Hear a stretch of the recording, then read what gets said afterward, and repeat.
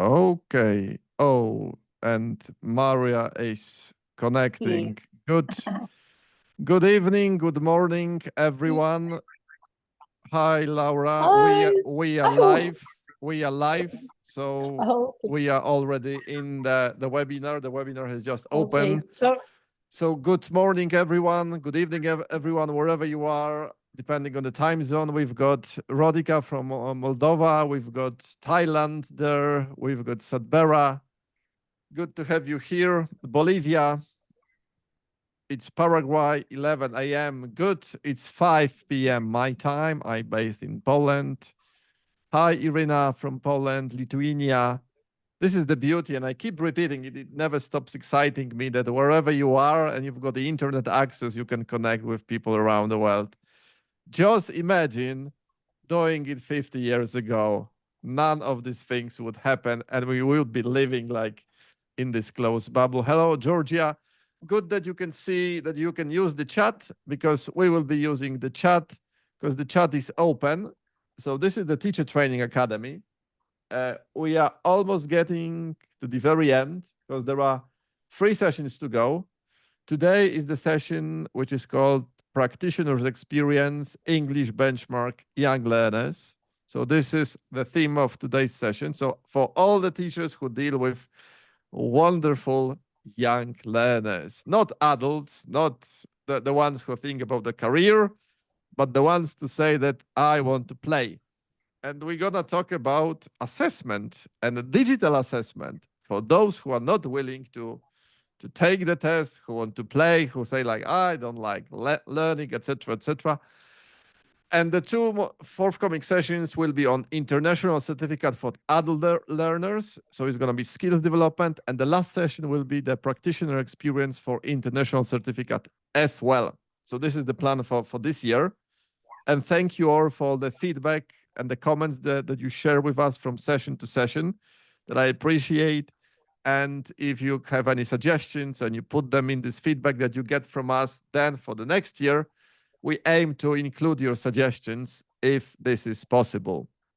So we've got two wonderful guests with me. One of them is Maria Laura Cerruti, our young learners expert, and what is most important for me, young English benchmark young learner user. Is it true? Yes or no, Laura? yes. Yes. Yes. Good. And we've got Patricia Almendro from the Pearson team. So she's also responsible for delivering this assessment to clients. So Maria, let's start with you. Few words of introduction. Who you are as a And person and why you and English Benchmark Young Learners. well, we have made a very interesting research about assessment, and we have chosen it because we consider that it was the right tool for us to offer, yes, our students at this point, yes, of their process, the study process. Okay. And any background of you? What do you do in the Okay, institution? yes. Okay, I am in charge of 300 students, almost 300 students, and I'm also the coordinator or the organizer of the English department. I have primary students, and I focus on them, and I have secondary students. Mhm. We have worked almost a year for for this assessment. We have the COVID interruption, and afterwards we cover all the material that we have, and with the Pearson with the persons that help us from Pearson, we managed to get it and to Mm-hmm. have great results. Mm-hmm. Super. And what do you like doing in your free time? Just the question from a different one. Anything that gives you energy. Energy. I love playing tennis. Uh-huh. Okay. And Playing tennis. yes, and traveling around the world. Okay. Great. Patricia, over to you. Who you are as a person within Pearson, and one thing about you, like what gives you energy. Okay, hi everybody. I'm Patricia and I've been working for Pearson for the last 18 years. What I do here is I lead the academic consultancy team. So what we do is just help the sales team and the implementation team to have all the teachers knowing what to expect, what to do, how to go on. So we are just there with all of you to help you implement any assessment tool or product from the Pearson English journey. Mm-hmm. One And thing what about, I love, yes, yes. Well, I love playing paddle, not tennis, but paddle, and I also love yoga. I'm a yoga fan. Okay, thanks a lot. And I'm not Pearson Assessment because this is my name because I run this administrator account. My name is Bartłomiej Janiak. I guess I've been in Pearson for more than 10 years, and right now I'm responsible for running educational program, global program across assessment. So the Teacher Training Academy is one of my kids, and there are different training initiatives. And I do enjoy several things, but might be the swimming. So tomorrow morning is going to be the next swimming session for me as energy booster. So the three of us, and moving into the benchmark young learners. Laura, first of all, the question is how it started within your school and what happened that at some point you just made a decision that, hey, why don't we go digital with kids? Okay. So how did it happen? Okay, so we have the idea of all the other exams that were in some kind with the structures, with paper, with sometimes schedules, and you pass it or not. And that was too much pressure for our students. A kind of certificate where they can see which was their progress, what did they get in 7 years of studying English. Yes, here they started at kindergarten with all the listening, very little speaking, but afterwards we continues with the process every day. They have English every day. Yes. Mm-hmm. That's why at 7th grade, before they passed to secondary school, we wanted to give them a certificate that show all the work that they have made. Mm-hmm. Well, the more published exams were with the structures that didn't work for us. And after a big research, benchmark right word. Yes, it was funny. It was in some kind with manage every day. Yes, with a touch screen, with a headset. It's very colorful. It seems that they are playing games, video games. So they are, yes, and it is very attractive for them. Yes, they go to the exams. Unusual activity, yes. So no pressure, and they are very, very happy with it because the first year we had 20 students, 22, and last year, that was our second year, we had 66.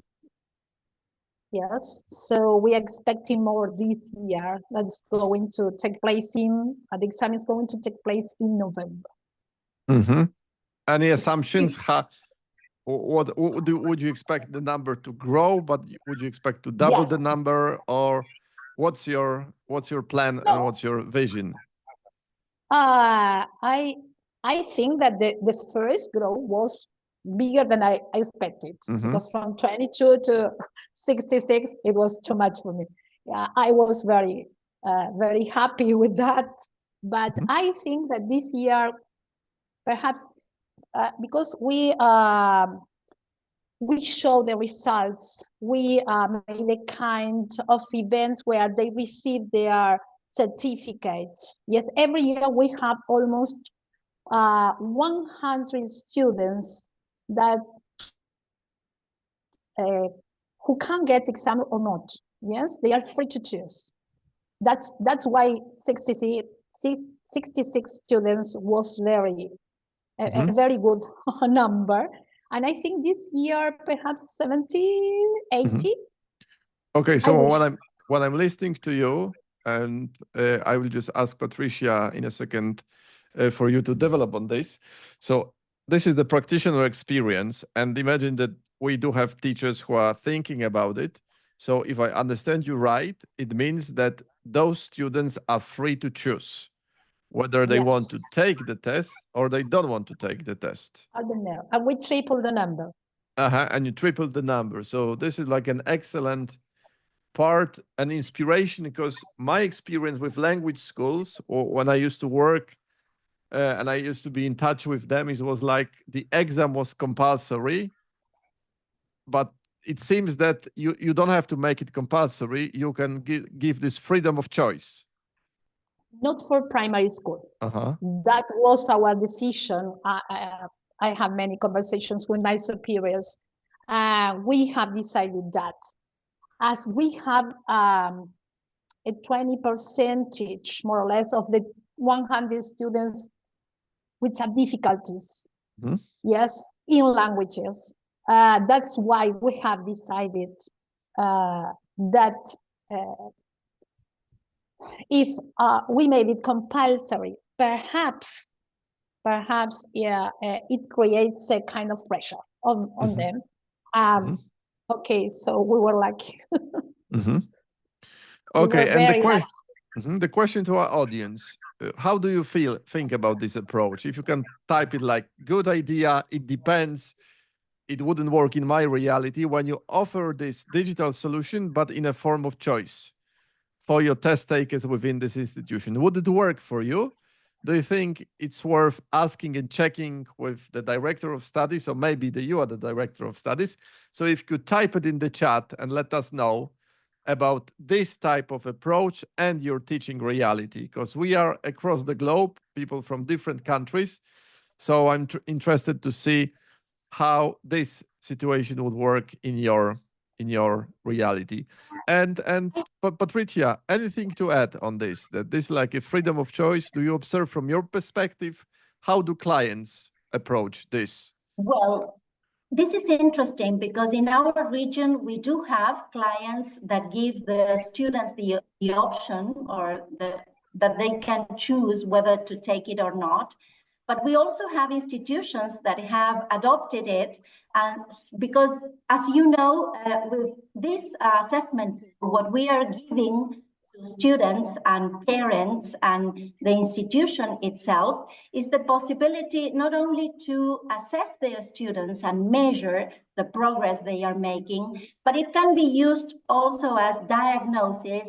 And as Laura has mentioned, it gives the students a certificate. It validates their knowledge. So that this has made many institutions choose to have it not as optional, but compulsory, because it gives them the individual report, the group report, lots of information for the institution also to measure the progress students are making, how the students are doing at the beginning of the year, mid of the year, end of the year. So this is an assessment tool that for many institutions has been so useful throughout these last years that they have decided to make it compulsory, because it gives them marketing also in the community. It gives them the opportunity to have more students in the institution, because parents love this idea of having assessment and this progression and seeing that the students are really learning. So there are different views here, and it's interesting because it could be optional. We do have it in many institutions as an optional tool, but we do have also institutions that have made it compulsory. So if you could type it in the chat, is it closer for you when you're watching it, like compulsory or optional? So just type this word in the chat to see which side is closer to your teaching reality, and we're gonna just see in a second. And so these are the young learners, and whenever I say mandatory, okay, Rezan, thanks a lot. So in your case, it will be good that they have to do it. I'm just interested to see if someone will say like optional, because I do really like this idea, because this is like you train this They belief that you choose. can make a They have. choice, and well, it's up to you, not optional. Good. So you see, so once you are here, so sometimes it's good to look at this from a different perspective and to try to see the advantages from the other side, because as we can see with Laura, it works. But the question, in case you say this is the spider, I got it from my son, and it's in front of my computer. That's why I pick it from time to time. Carla, in my context, is optional. So whenever I think of these young learners, and the immediate moment comes parents. Like before you just get into the process, it's like you need to talk to parents. I assume. And what did you do, Laura, to actually convince parents about it? What methods, what strategies can you share with our audience so they would be equipped with the knowledge? Okay. So first of all, we talk with our students in a very attractive way. We show the demos or some pictures just to relax the idea. Yes, and afterward, we work on an official announcement, a written official announcement, where they have some details, yes, about all the process of studying English, or the 7th year of working at it, and the very important thing that was to having a certificate, yes. And in my contest, as Carla said, I have no option of mandatory. I would like it, but I have the only option, but it was the best. Our superiors did tell me some things that it was our best option. So as I couldn't leave the project because I work some years on it and I love it, yes, I accept not optional, and it was great for the numbers. Yes, I am very glad. So when we announced the details, some details to the parents, they were very glad, and some of them sent some emails to the institution with some doubts. So we cleared them out, and we have a great number. And the next year, where we have last year 66 students, the previous students, the first ones to take the exam, made a kind of presentation about their experience. So we sum everything. Yes, the one who had taken the exam, the parents who talked, the new parents, yes, and also the students that were very glad about it. It doesn't take too much time. It's very funny. The previous students said, it's nothing. You go there and you click, and you get it. So it was very funny and clear hearing from them in first person. So basically, that was probably the biggest credit and proof that it's like a stress-free activity. And Patricia, in your experience with meeting clients, like, do parents object from time to time to this type solutions? And is there any chance we can help them, or how can you help them? Or maybe they are fascinated from the very beginning, so there are no objections when it comes to young learners. Well, sometimes the objections come in some countries because they have to pay something extra, yes, and that's an objection that we get. But of course, when they see students playing and being assessed while they are playing and having fun and laughing and talking to the computer or their tablets. And when the exam finishes, I've been there in the classrooms when these exams are being taken, and you see the students saying, that's all? I wanted to go on playing and having fun. And the minute they finish their test, you have the report for parents. So parents are informed and they want to know, is my kid really learning? Is my kid progressing or not? So when they see the report and they see the certificates, because we give the students a certificate because they have taken the exam. So it's a kind of, well, the school, I have to pay for this. This is an extra thing they are going to do, but I know that it's beneficial for my kid, because they are being tested in a funny way, stress-free, with games, with speech recognition, using artificial intelligence. And at the same time, I have information about how well they are doing. And not only the level, or let's say the grading or scoring, yes, here there is a report telling the teacher and the parents what are the skills, how they are doing in the different skills, what they are doing well and what needs improvement, what are the next steps to take that student to the next level. So it's really valuable information for parents and of course for institutions. So I think parents finally, when what has happened in the different institutions that we've been taking the exam, the test, is that parents see the progress their students are making, they recognize the value of that report.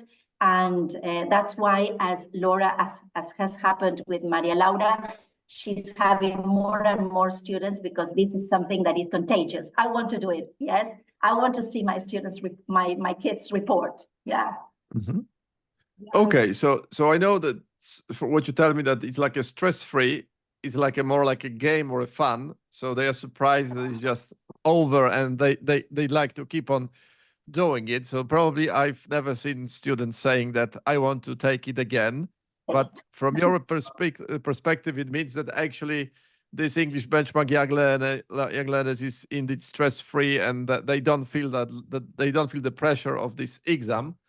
But the question is that I'm the institution who is just thinking about it. What are some absolute elements at the very beginning, Maria, that I should remember about before implementing English benchmark young learners, from your experience and from your successes, victories, and failures that probably could happen on the way?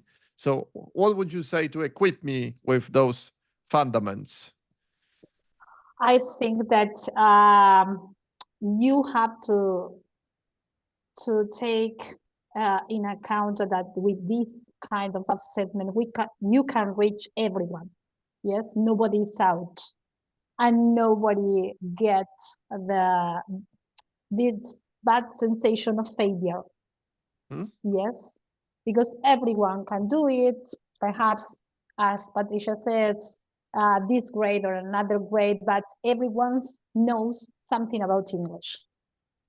So we can reach a bigger group, I think, of students. That was my point, and my superiors took it and understand it very well, because we are a very big school. Our aim was always the same in all the areas, yes, in all the subjects. We want to reach every student the more possible as possible, yes. And so if I have to advise you as an institution, I would say, take it, please, because you're going to reach everyone, yes. We have to take into account that there's some money involved, but as depending on what our priorities are, it's not a big effort for parents. So it's also attractive, this assessment. So I think that is the main point. Mhm. And what about since it's digital and young learners? Do you need I to think train them in a specific way before taking the test? How did it happen no, with you and your not first session? no, not much. They made the demo and they were very glad. As Patricia said, and when they finished the exams, they asked me, teacher, is that all? It's Uh-huh. at all? Where is the second part? Where is the second part? No, that's it. Because they are very used to kind of assessments. I think they touch a screen and they could manage everything. Mm-hmm. It's Okay. natural for them.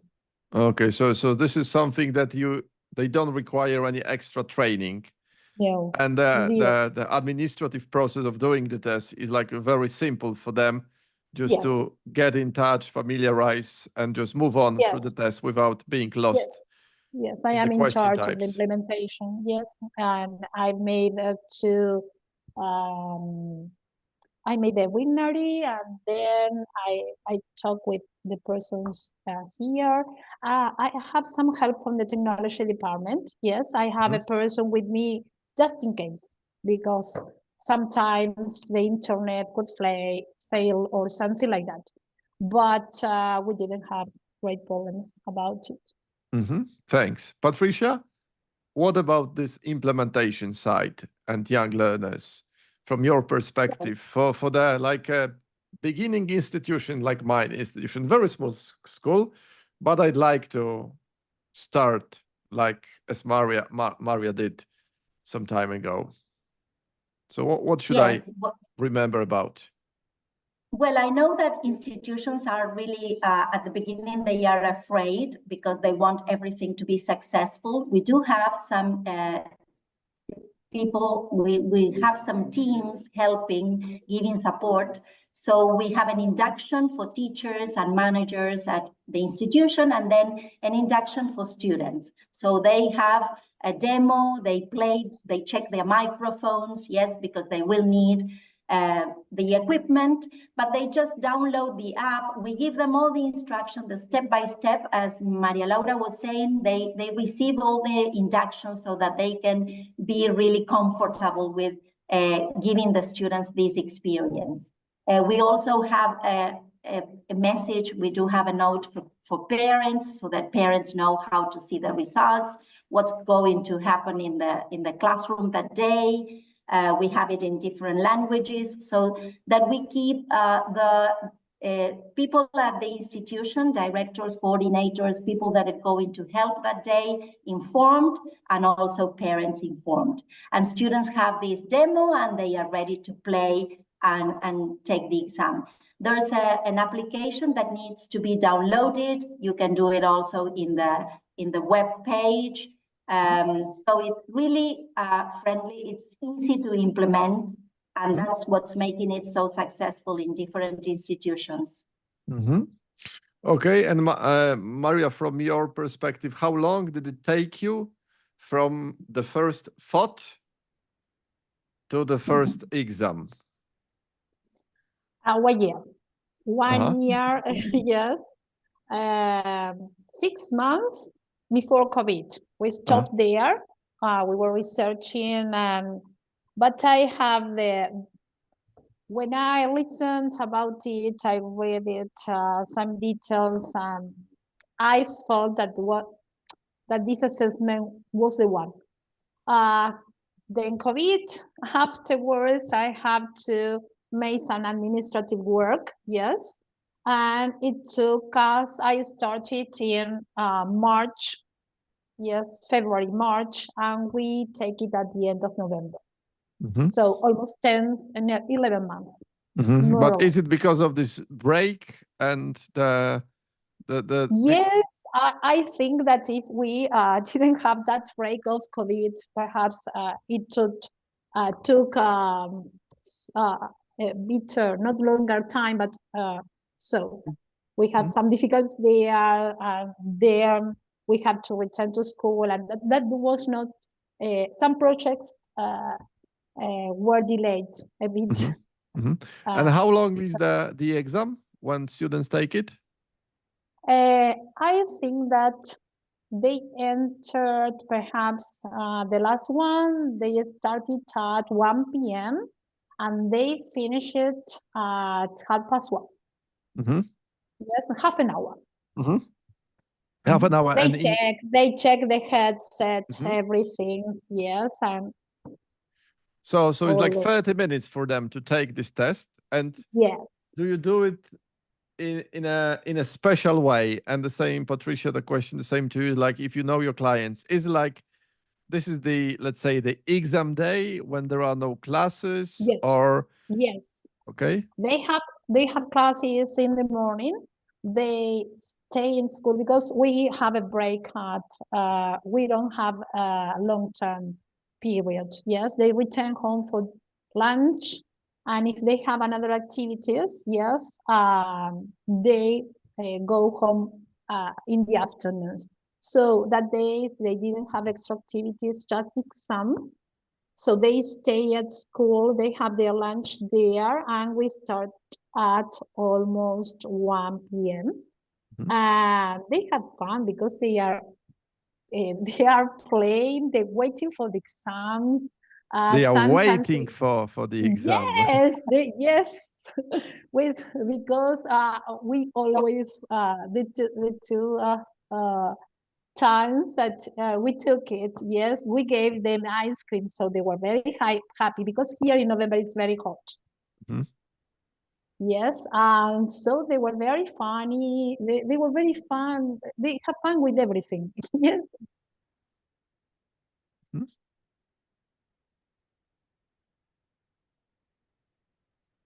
Slight internet connection. Stop, Patricia.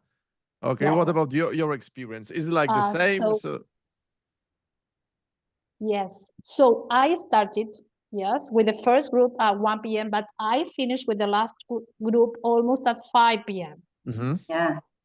Okay, Yes. so it means that there because are several exam sessions in a row. Yes. Yes. Yes. If not, it's impossible. And Patricia, what about you? We usually recommend 10 students per session. And yes, we believe it's 25-minute long. It's a very short test. And in 30 minutes, they are out of the room and you can have another group. And yes, it's true that, well, it depends because we do have, as I said, institutions that have it as an optional, a choice, something optional for families and students.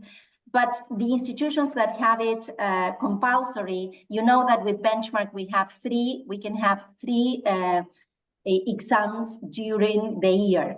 That means the first one at the beginning of the year to diagnose when the school knows that they want to begin the year. These students are going to start with an entry level, let's say A2, and we want them to finish with A2 plus, for example, as their exit level. The good thing about Benchmark is that it is aligned not only to the Common European Framework, but to our global scale of English. So it's very precise, telling you exactly which level your student is in at the moment of the exam and what skills they are or how they are. There is a performance summary on how well they are doing at the different skills. So we really recommend the three that students take the three exams in a year. The one at the beginning of the year as a diagnose, the one mid of the year, yes, to check how well they are progressing, and the one at the end of the year.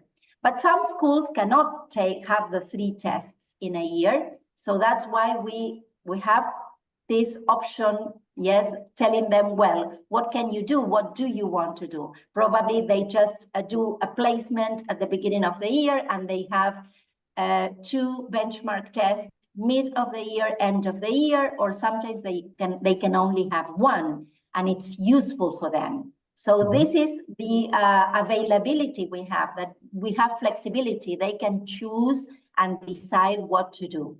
According to their budget, yes. So I assume that, like Maria, like you started with one, because there is an option, because there could be an institution that could say that at the very beginning, we can only accommodate one test to see if it works. But as Sadbera wrote, like 3 tests, so there is a potential within English Benchmark Young Learners to conduct this progress measurement. So once you work with kids, you can either, as I understand, if I understand you correctly, you can either have this soft certification as when they get a progress report and a certificate and they move on to the higher school, and then you can gradually implement more progress within the language process so that you will see how this language development goes within the test takers. Is that the case? Yes, that's the case. Yes, my beginning was very poor, but I hope that it will increase. Yes, we are I would big say it school. was great, because what Yes, I've seen yes, in various institutions, wherever you are, no matter what the time zone and the city on the country, you need to start. If you want to start, you need to start with something. yes, that's Or there is a different choice. You can sit and complain that my school didn't allow me to run 3 or 2 progress tests. So no, I'm not gonna do anything, and I'm gonna use the teacher's paper multiple choice. If you yes, had this yes, opportunity to use one, then use one, because it will be a big jump start for the whole project, and you never know how the situation will develop in the forthcoming years. And it might happen that we will meet Laura within the next 2 or 3 years, and you would say that you are running this benchmark in bigger amount of classes, and you are just measuring the progress as they stay within the language school. But you started, as you said, with a 1 test at the very beginning. yes, Yeah. yes, So this is how it is. So I really like this approach, this flexibility of just looking at the options which are available within your language school. Okay. So we do have the elements. And what about the language classroom? If we have the students and the teachers around, like, do you have to arrange your classroom in a very specific way to make it possible? How does it look in your language school, Maria? No, we made our classes as usual. Yes, with all the Pearson bibliography and all the books that we used to use, and they didn't made an extra effort or extra homework on just the pre-implementation, yes, the demo and all that, to get familiar with the system, with the app. But they that's that was another point, because if we have to add, in my context, yes, we are a big school with many projects, so I have some limitations, yes, because all the new things that we want to do have take some time, take a lot of time, yes, to reach them. So if we add an extra book or extras activities or something like that, perhaps I wouldn't have 66 students. Yes, in my context. Yes. So yeah, so you don't have to have like a specific computer lab. No. So this is another good point for a teacher considering to use it. That I remember that when I used to work in the sales department, one of the objections was the fear that I will have to invest so much money within equipping my classroom that it didn't really make sense to think about it. So here you just need tablets or computers. You've got computer stations, yeah? Yes. So tablets, and there is no like, there is like no, we don't have tablets. No, we have computers. computer stations and okay, a headset. Mm-hmm. And there is Mm, like stable internet connection, and that's it. Yes, once we have a bit a little problem, but it has solutions, so it was Mhm. okay. Okay. So Carla wrote, I absolutely love this idea of students feeling eager and happy about doing their exams. I wish all the students felt the same way too, Carla. I couldn't agree more. So the older you get, my perception is like the exams less and less resemble games and fun. So when you think like a final one is like, oh my God, I'm gonna be stressed. But you can start with this positive, I guess, experience for the young learners. Uh, Before our audience, if you have any questions of English benchmark young learners, anything about implementation or the structure or anything, just type it in the chat, and we'll do our best to answer it. Patricia, you are back, so it's good. You disappeared I'm for a back. while.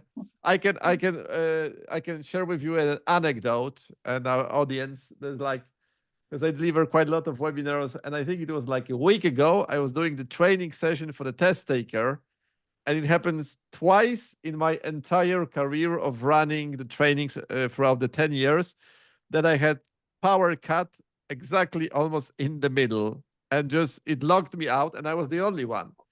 The first time it happened 2 weeks ago, and then I locked in, like 60-70% of the test takers were gone.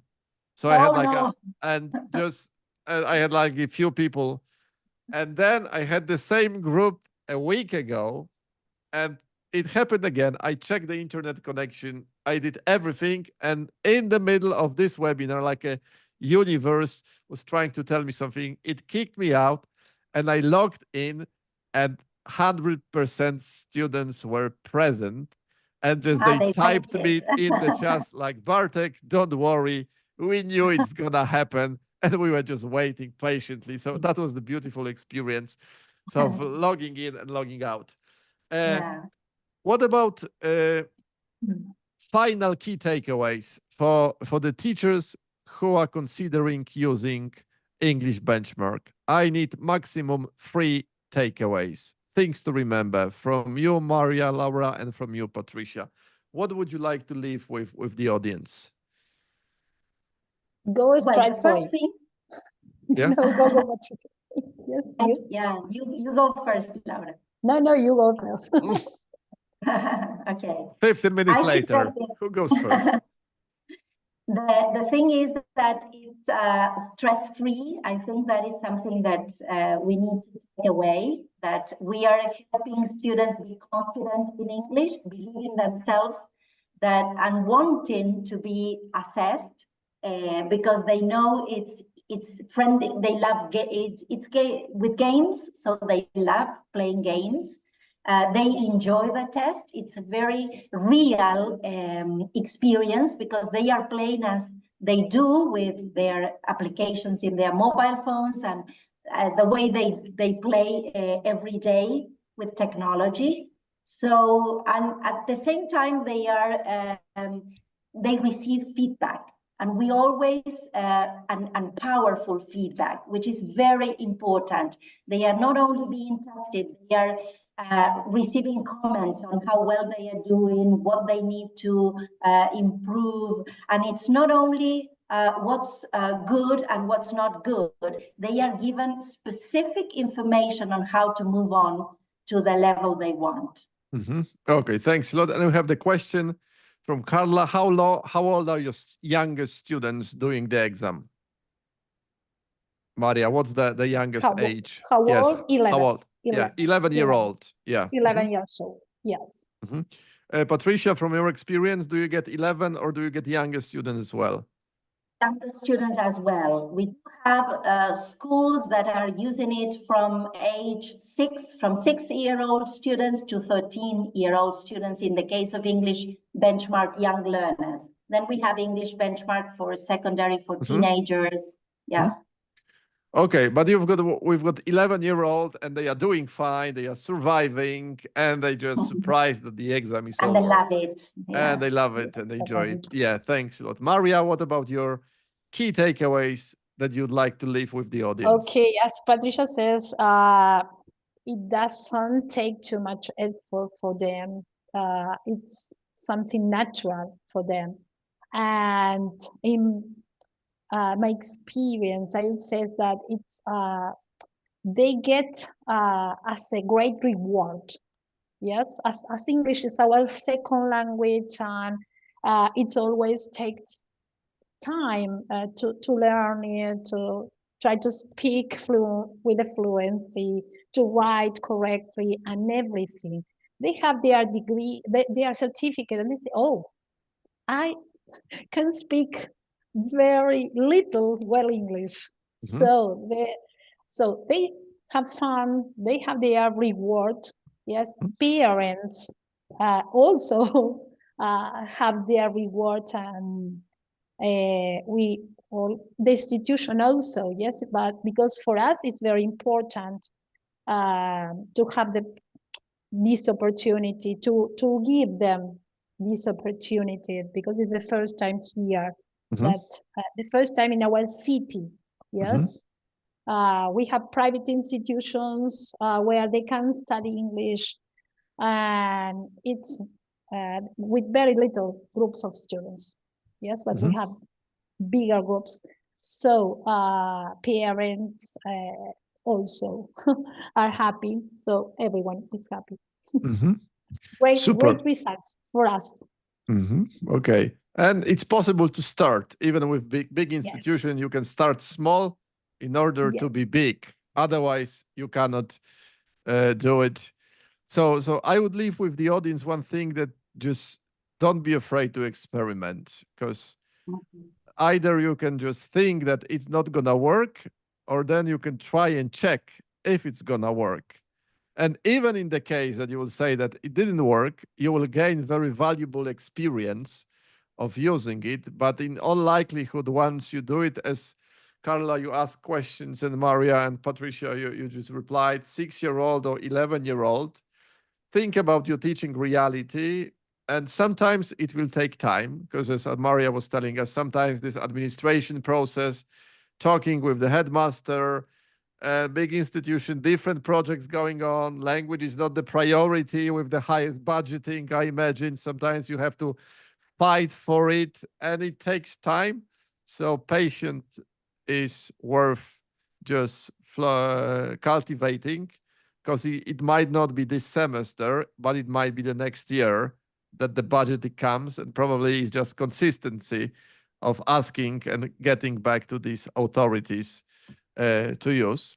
So if I were you, and if you feel like your teenage and your young learners would benefit from this one, I would basically type to the local Pearson contact that, hey, I've been in the webinar.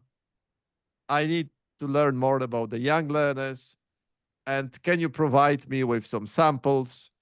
I'm just pasting the website, English Benchmark Young Learners, so you can download from the website some introductory pack. When you've got the brochure, you've got sample questions explained, you've got all the question types actually presented there, depending on the level, and get in touch with the local Pearson contact and say, I want you to train me, and I want you to accompany me on my way towards first English Benchmark Young Learners. So almost 1 hour. So Maria, Laura, thanks a lot. Thanks a lot, Patricia, for being with us. Thank you, dear audience, for being with us in this webinar. Experiment with the knowledge. The best way you can do is like take it and just bring this inspiration down to earth. Because maybe the next year you could be the one who will be presenting his or her story, or how it happened that you just made a decision and then you developed the language school or the public school you're working for, and now you've got this digital solution, and it's beneficial for not only you but for your for your students and for the parents as well. And everyone is happy because it's not a test. As Patricia and Maria mentioned, it feels like game. So I feel like playing a game as well. Thanks a lot. Thank you, Patricia. Thank you, Maria, again Thank for you. sharing the news. Thank you. Enjoy the rest of the day and night. Yes, at Vera, depending on the time zone. And the next month, we move into international certificate. So we're going to have 2 sessions on skills development. So if you're working with adult learners, these sessions will be for you. How do I receive the certificate? Lorena, in few days, you will receive from us an email with a survey. And on the second page of the survey, you will be able to download the certificate. So you'll get it. Thanks a lot, Carla, Bożena, Rodika. Enjoy the rest of your day. And see you in a month's time. Bye-bye. Bye-bye.